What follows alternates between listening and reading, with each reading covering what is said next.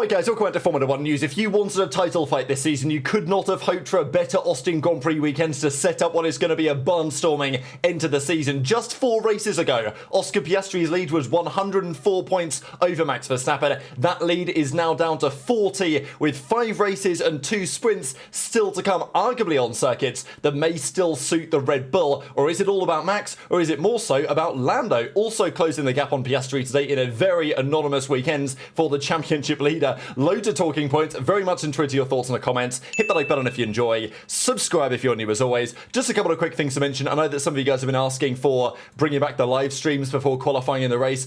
I will absolutely be doing that over the next few rounds where I can. Over the last few weekends, there's just been timings and stuff that's not really worked, but I will try my best. Also, while I'm at it, some of you guys have been asking for these videos to go up on Spotify as well, if you guys want to watch or listen, because you can watch the videos now. But if you want to listen on Spotify to these 20-minute videos, that's now a thing. Maybe you don't want to, but someone you know might.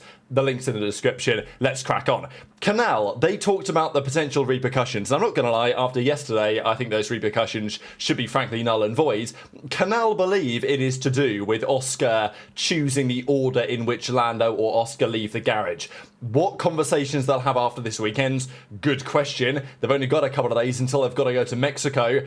And frankly, there will be arguments, maybe from Mark Webber, that given Max is very clearly a threat in this year's championship, they should favour their number one man. The problem is that, yeah, Piastri is leading the championship, but he has been so far from convincing at these last 3 weekends that you can't favour Oscar, right? Like, it's very difficult to make that argument.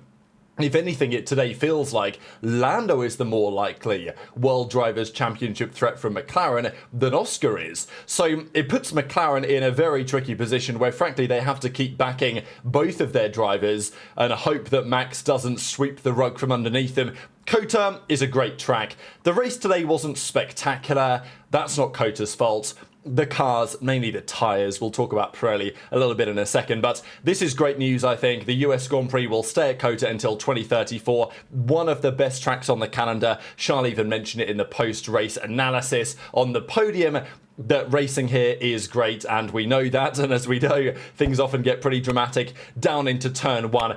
Helmut Marko has been doing all sorts of rage baiting over the last couple of days, and he was at it again after the race today, definitely putting some serious pressure with words on McLaren as much as Max is on the track itself. There was also quite a lot of drama this weekend between Yuki and Lawson. We know in qualifying, Yuki made the claim that Lawson deliberately slowed down at a part of the lap to give him some dirty air. Lawson said, "Me? What? I don't know what you're talking about. No idea what he might be complaining about. I don't even remember it." So do you believe him, or is he playing a game? I don't know. The reality is the Red Bull is much better. Yuki scored solid, albeit unremarkable points today. And let's get into it. This was an interesting start when they had everyone go down to these dune buggies. Fair play to Lando, by the way.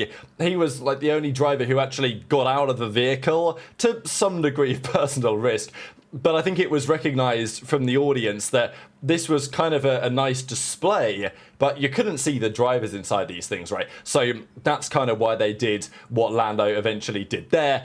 This was the start of the Grand Prix, and there's lots to say on this, really, because yesterday, as we know, there was all sorts of drama at the start of the sprints. The first key thing to note was that Charles Leclerc started on the soft tyre, whereas Lando decided not to, right? So Lando was second, Charles was third, Max was on pole. Now, first thing you'll recognise is that of all the drivers here, the one furthest to the left is Max. We know what happened last year, where Lando kind of covered the inside, but not fully, and he let the door open for Max to send it down the inside and get both of them off the track, and all the drama that followed from that. To Max was very clear that I am not going to let you down the inside. Lando probably could have gone a little bit wider than this, but I think Lando played the starts perfectly fine. He didn't want to get done by Russell from behind, so Lando didn't get a great getaway, but it was a perfectly reasonable getaway. Leclerc was the one, of course, who made the great move here, send it really out wide. I love COTA turn 1. There's just so many things you can do, especially at race starts and safety car restarts and stuff like that. But Leclerc sends it wide, but crucially he was on the soft. Now, in hindsight, there might be an argument from McLaren and from Lando about what you could do about the soft versus medium debate at the start of this Grand Prix. No one was going to run the hard at the start, although I thought the hard might have been a valuable tyre as time went on, but it turns out that Pirelli definitely did not get their tyre selection right this weekend, and that unfortunately is a pretty common trend. But if you're McLaren in Lando's position, Max is probably going to start on the mediums. Should they have gone for the softs? Leclerc mentioned it in the post-race debrief to be like, he was surprised that Lando wasn't on the softs. He thought Lando was going to try the softs to get the jump on Max. Because if you're going to start mediums, Lando at that point and McLaren, whoever made that decision, they're effectively accepting second place, right? Now, as it turned out, it might well not have been second anyway. Charles Leclerc did a great job, but it feels like McLaren and Lando's decision here was not as aggressive as it could have been. Now, given the context of the championship, Piastri a couple of places behind, I think it actually makes a lot of sense, but I would like to see in the upcoming races, if we do get more Lando Max front rows, for Lando to be aggressive with these decisions, because if Max wins all the races and Lando's seconds, Max wins the championship, right? So Lando needs to win. So they do need to be forward-thinking. McLaren, they can't just rely on, as long as Lando's side of the garage is happy beating Piastri, that's not enough if Max is in the frame. So Leclerc was the one to go for the soft tyres. He made a great move on the first corner. They all made it pretty cleanly through turn one in the end. The opposite, of course, to what happened yesterday. Then for the coming laps, Lando was hounding Leclerc relentlessly. Leclerc was defending very aggressively in the way that he does. And look, people say moving under braking or whatever sometimes. Leclerc's brilliant at defending. And yes, sometimes does he go over the line? Sure. But it's a pleasure to watch, I think, Leclerc in these types of positions. He was defending well. Of course, Hamilton was right there in the mix as well. Eventually, after a number of laps, Lando does get past. This then was Carlos Sainz retiring from the race after crashing into Kimi Antonelli. Now, this was kind of a controversial one. I really like this sequence of corners towards the start of Sector 3 before the final few flat-out right-handers. So, because there's an option to dive down the inside here. This is always kind of a known thing you can do. The racing line, of course, is kind of where Kimi is. What people are saying here is that, well, Kimi could have been wider, because the racing line, or the qualifying line here, is slightly wider than where Kimi is. So he's taking a little bit more of a defensive line, being a little tighter. But frankly, Sainz goes down the inside here very aggressively, and there just isn't really room. Like, Kimi has to turn for the corner. I mean, you can see where they make contact here. If Kimi doesn't turn for this corner with the speed that Sainz is coming in with, Kimi is going to be forced to go off the track. And, you know, if maybe he could have done that, he could have totally got out of the way and effectively yielded. But he had no reason to do that, right? Like, Sainz was never in position to be owed the right to the corner, right? Like, his wheels would have to be at least alongside the mirrors of Antonelli, and that was not the case, right? So, yeah, again, it's one of these moves from Sainz where I think some people are blaming Antonelli for this, which I don't really. I could argue that he could have done more to avoid it, but I certainly don't think it was his fault. At the very best for Sainz, this is a racing incident. Arguably, it's just Sainz's fault. I do think that Sainz, in terms of consistency, sometimes he has great weekends where he's clearly got a lot of pace. Other times he will just make a few mistakes in there that, to me, separate Sainz from being a real top driver. But yeah, intrigued to your thoughts on that. Unfortunately for Kimi, it ruined his race as well. Antonelli said he took me out. What an effing idiot. Sainz said that he turned in on me, but like, you know, he's got to turn in for the corner at some point. That's my opinion, but intrigued to your thoughts in the comments. There was another great battle. There was nearly another Williams front wing that got taken off here. This must have been like inches, with Alex Albon nearly taking off his front wing here with the switchback that he made work. Leclerc and Norris continued to cook up a pretty great battle further up the field on lap 19. Leclerc was 7 seconds already behind Max Verstappen because, well, Max was just driving off and the guys behind were battling very heavily. I think I was expecting in the first stint Piastri to at least do something, right? Because, yeah, Antonelli got hit by Sainz and Sainz was out. And the Mercedes wasn't very quick anyway, right? It's, again, another flip-flop. Mercedes, I thought they might be good here because their new front wing, the more flexibility that it seems to have. But again, hot temperatures just doesn't seem to be a great time for them. So Russell wasn't in the mix, but the Ferraris actually did cook up a respectable car. But I thought that Piastri would at least be, you know, challenging Hamilton or something. But that wasn't really the case. And Piastri was really just a passenger this weekend, right? Like the championship leader, Baku was bad. This weekend was, I wouldn't want to say equally bad, because Baku was horrific, right? But this weekend for Oscar, what did he do, really? Like, qualifying in sprint qualifying was still 0.3 off Lando. caused the crash, in my opinion, the first corner of the sprint, and then was completely non-existent in today's Grand Prix when the championship contenders finished 1 and 2. So eventually Lando does get the move done onto Charles Leclerc on lap 21 of the race. At this point he's far too far behind to consider a realistic challenge to Max, but it does of course given that Leclerc defended so well on the softs, a very good opportunity for Leclerc to still go on and do something here. Now, Lando already had 3 track limit strikes. Now, they're pretty easy to get around this track. So, Lando, I think, did well to not get a penalty. Wouldn't have mattered if he did a 5-second one because he finished more than that ahead regardless. But Lando gets the move done. Then the pit stops start to come through. There was a nice little Ferrari battle for a time as well as Lando built a bit of a gap. Then on lap 30, Piastri was told, look, Russell's getting within undercut range. He was only like 1.2 behind. So they did bring Piastri in earlier. There were some questions here as to whether they should have brought Piastri in earlier because Lando was the lead McLaren, so should they have given him the priority? Is that the repercussion? I don't really think so. They felt they needed to pit Piastri to, let's say, cover off the Russell undercut threat, so I do understand that. There were some interesting pit stops. I also like how they're being a little bit more open, well, not open, but they display very clearly what the pit time is, not just the pit stop time. For example, Russell had a solid 2.3 second stop, but his total pit loss time was only 23.5 seconds. For others, it was more like 23.9, even with a quick stop. So you could tell that Russell, again, as in Baku, had really attacked the pit entry. And I think that was a nice thing to be able to see more frequently. But given we're talking about pit stops, we have to just mention briefly Pirelli, because this weekend's, they, instead of the C2 hard tyre from last year, they went for the C1. Now, that had pros and cons. The C1 was so hard that it wasn't really going to be a great race tyre. Now, the ideal world would be that if you are going to use the C1 and go for the one stop, that can be a strategy. But if you're not going to use the hard and you're just going to use medium soft, you would wish that that would mean it was a 2-stop, right? But that is not the case at all. Those tyres had no issue. I mean, I think a set of mediums could probably have done a whole race with a bit of management, right? Which is pretty embarrassing in my opinion. Again, people who talk about the lack of quality racing, some of these other things, there are plenty of factors that contribute to that in Formula 1. Today's race wasn't bad, but the tyres are a big part of it because we know that they have to preserve the tyres so much, keep the tyres in the right window, and then at least you would hope to see some strategy variation. But all we saw was Ferrari go down a slightly different route. We then got this, which was Behrman and Tsunoda. I do think Behrman...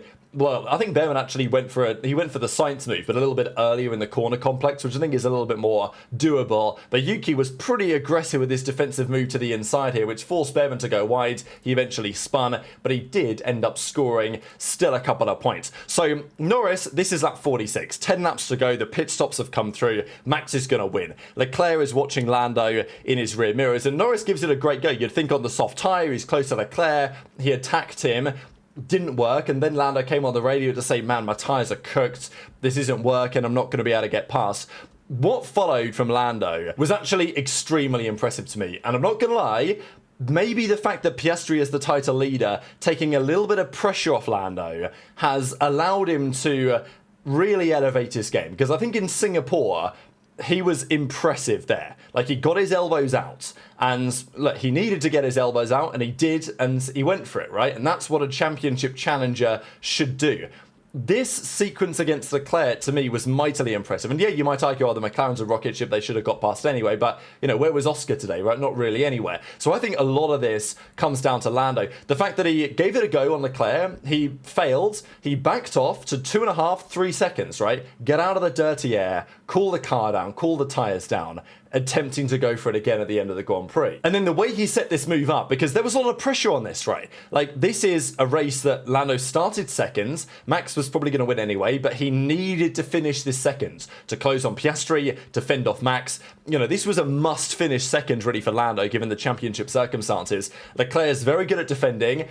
Given Leclerc's great defense in the first stints, given he's on the medium tyres now, it felt like it was going to be a real challenge for Lando to get past. Hot track, dirty airs, tough, the tyres are going to overheat a lot. It wasn't easy to make these overtakes happen, but I think Lando just did a brilliant job. He got close enough in the final sector, he sent a big dive bomb down the inside of turn 1, got switchbacked, but that was all fine. That's all part of the plan. I don't think Lando expected to get the move done at turn 1 necessarily.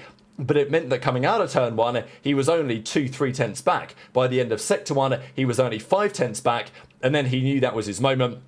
He went for it down the second straight, and even then, right, his move that he actually made to pass Leclerc, aggressive to the inside, little fake to the outside, down the inside. Extremely impressed by Lando here, and I know that you might say, oh, well, you know, in Lando's car, any top quality driver should do that, but we haven't seen that from Lando before. We haven't seen that level of decisiveness. It's not easy to get past Leclerc. That Ferrari's pretty quick in a straight line. But Lando did so today in a way that I would expect a championship winner, frankly, to do so. That is the way that Max would have gone for this pass. That is the way that Lewis would have gone for this pass in a competitive car, right? So this is the way that Piastri probably would have done it as well. But I think we've criticised Lando on a few levels, but the last 2 weekends he's very much impressed me. And maybe part of that is because Piastri has been underwhelming, sure. These are the championship standings that we will see here in a second. There was a bit of drama at the end. Colapinto was asked to hold position. He didn't. So that may frustrate, or that may make Flavio Briatore rather happy. But these were the final positions. Verstappen wins from Lando, Leclerc third, Hamilton fourth, had a pretty anonymous race as well. Again, he was just doing a ton of lifting and coasting, right? But at least Ferrari will feel like they at least understood something about their car. He thought he had a puncture at the end, so he backed off of it, which meant Piastri was closer. But really, Piastri was never in the conversation to overtake either of the Ferraris. If anything, it was Russell at a time, putting some more pressure on him. Yuki comes home in 7th. He didn't have too much of a challenge. Hulkenberg, Behrman, Alonso rounding out the points. Antonelli will feel hard done by, but at least he got the fastest lap. Of course, no points for it anyway. But the key takeaway from this weekend is that this championship challenge is absolutely on. What did I say a few races ago? I thought his chances of winning were maybe 5%. Yesterday, I revised that to maybe 20%. I now think we're pushing 30% chance. Now, I think 50% is a stretch. You know, like, there are still 3 contenders here. Like, Piastri's still 40, but I mean, 40 points is a lot on paper. Lando's got a chunk as well. We'll see what that looks like in a second, but Max has taken 119 out of 133 possible in the last 5 races, and his challenges have of course done nowhere near that. And Max admits it, right? He's like, yeah, the chance is there. You can tell Max is just smelling blood in the water, right? Like, he is an animal at the moment. And I'm sure Max is having so much fun, right? Because winning the championship in 2023 was great. Like, he dominated every weekend. But I'm sure there's nothing getting him going quite like this. Trying to hunt down the McLarens. What a story, right? And it's absolutely there for the taking, right? And I don't think anyone is going to say this can't happen anymore. A few rounds ago, I mean, 104 points. 4 races ago, it was 104 points. That gap has been closed by 64 points in 4 Grand Prix weekends. As Max says, the chances are there. We just got to keep having these type of weekends. Marco says, in the summertime, we'd basically given up. Budapest was horrible. But that was on the extreme ends. We've got a good flow. Max is better than ever. The team's delivering. The team's fired up for it as well to try and make this happen. And then David Coulthard asks him, McLaren have got a problem. They've got 2 guys. One's not really performing. Piastri, as I say, was a non-factor this weekend. You know, it's interesting with Piastri. Is the pressure getting to him? Is he having the same kind of slump that he had around about this time last season? Is, you know, the stamina to go a full season, certainly as a contender, is that getting to him as well? It's very interesting to witness, but, you know, if I had to ask you guys who you think is going to finish ahead in the championship between Lando and Oscar, forget Max for a second. You think Lando's overhauling Oscar? Right now it feels likely, right? It feels like that is the way that the tides are shifting, and Marco is watching all of this unfold with all of the crashes and all of the repercussions and saying, yeah, we are watching it very closely while Max stretches his legs. These are the championship standings. Piastri, 346. Lando is only 14 points behind now on 332. You know, that's still a decent chunk, but that felt like a decent chunk when it was Piastri, Norris and Verstappen the only contenders. But, you know, now the Ferraris, maybe Russell can get into the mix. Those points deltas can become more significant on certain weekends, and Verstappen is now at 306, so 26 behind Lando, a full race win behind Lando, but that's not really that much with the rate of knots that Max has been catching at. and then 40 points behind Oscar Piastri. The deficit has gone from 104 points after Zandvoort, 94 points after Monza, 69 after Singapore, 69 after Baku, of course, after the horrific weekends from Piastri that kind of started all this, really. 63 after Singapore. And now he's gained 23 points after maximising the weekends. There were 33 points available this weekend. Max scored 33, and, you know, that number with Max Verstappen, I don't know, is it on? Is it poetry in motion? Difficult to say, but as Max says, Charles had Lando back. That certainly helped us, but time will tell. Just the final thing I wanted to say, these are the final Grand Prix remaining. Mexico, historically, an excellent circuit for Max and for Red Bull. He will be the clear favourite to win in Mexico. Brazil, we know what he did there last year. Las Vegas, probably the track you'd expect McLaren to be the weakest at for the rest of the season. Qatar, that should be great for the McLaren, but I wouldn't expect the Red Bull to be slow, for sure. And then Abu Dhabi, who knows? Likely, the way this is going, this championship will at least be decided in Abu Dhabi. And that is an exciting thing to look at from top to bottom, regardless of what happens over the next few rounds. So, fascinated as always to hear your thoughts in the comments below. Quite the weekend, because a few rounds ago it looked like, oh, this championship fight is so dead. Oscar or Lando going to win. Neither of them have really been that impressive. And McLaren are puppeteering it. All of a sudden, right, like, this championship is one to watch. So hit the like button if you enjoyed. Subscribe if you're new. Take care. And I'll see you next time.